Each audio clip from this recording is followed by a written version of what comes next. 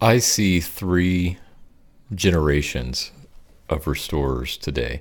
And generations isn't the best word to describe it. It's not the most accurate word to describe what I'm seeing. So maybe phases or categories might be a better descriptor.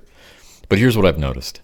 There are many restorers who have been in business less than 5 years.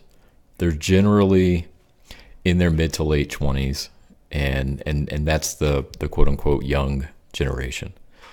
And then there are the guys that exist somewhere in their late 30s to early 50s who are sort of the second generation.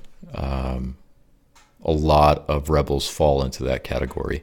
And then there's this older quote unquote generation of guys who have been in the industry a long time. And many of them have transitioned to support roles rather than being in the field every day. But I want to talk about these three categories or generations. I used to work for a company that measured year one success as generating at least $250,000 in gross revenue. And that number is almost laughable these days. There are guys in their mid 20s doing close to $1.5 million of gross revenue in their first year. So that old model of determining success it's totally out the window these days. These younger guys, and I'm 38. I know I'm not old in the grand scheme of things. I feel old, but I've been in the industry about a little over 10 years, closer to 12, I guess. So I've sort of observed these different categories of restorers. Here's what I think is important. Here's the point I'm getting to. For those of us in this sort of middle generation, it is crucial that first we're humble enough to learn from these younger guys. And second, we've got to be pulling these guys up. Because these guys are probably doing better than we were at their age. And they probably have even greater potential than we have right now for revenue growth, for scalability, for market dominance.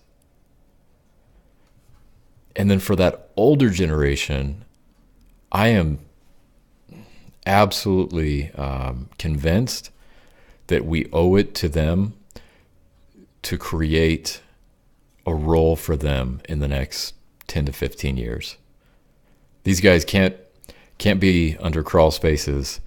They can't be in full PPE a whole lot longer. And if you're in that generation, you probably know what I'm talking about. But they are the ones that need to be teaching and guiding and consulting with the two younger generations of restorers. And I think both Generation 1, the young generation, and Generation 2 absolutely have a responsibility to look to these folks for help in growing our businesses. So what does that mean? Is that I heard the figure recently that there are a very few number of IICRC instructors under the age of 70. Fellas, if you're in that second generation of restore, that's probably going to be you in 15 to 20 years. If you're in the older generation of restorers, the third generation of restorers, that might be you in 5 years.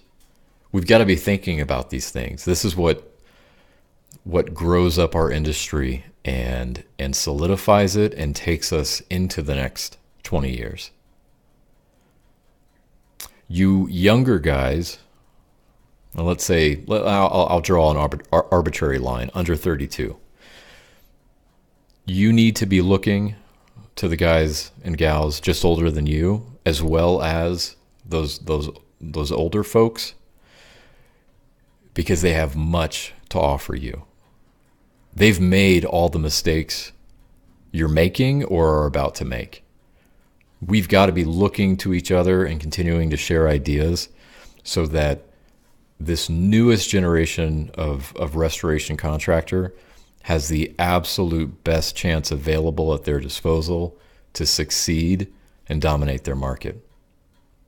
I'd like your feedback on this. This is a conversation I've had with half a dozen guys over the past 2 weeks. What could we be doing better? Identify, with your generation, and then tell me what the younger guys could be doing, the older guys could be doing. Let's get a conversation going about it. I think this is crucial to where we end up 5 years from now and 10 years from now. It's just kind of food for thought. I'm having one of those days where it's I'm thinking, kind of taking a step back and looking at, okay, where do we go from here? So I want your input on that. Take care.